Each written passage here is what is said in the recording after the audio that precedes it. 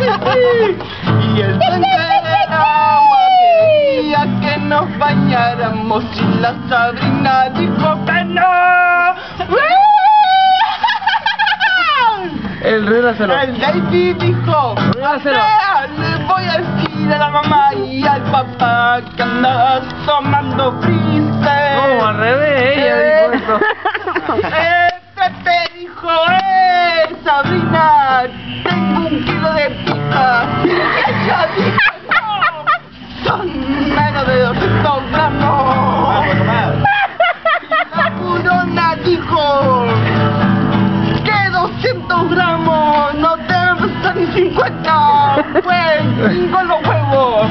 Andrea dijo, ay, Gisela, what the hell? What the hell? What the hell? La Jenny se fue a cagar y se perdió por el baño. Y Cabana dijo, ¿La pi? arriba del árbol hay una cosa amarilla. Sí, sí, sí. Y el mono se transformó en lobo. Me comí 3 patis y me llenaron hasta la pica. Con Zoilo. Los Zoilo y la Ire.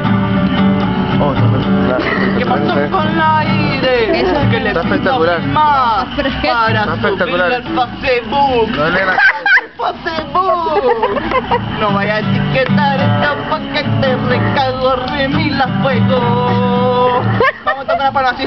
¿Me acompaña? ¿Oh? El me se está quemando y la sala que no se lo aguante.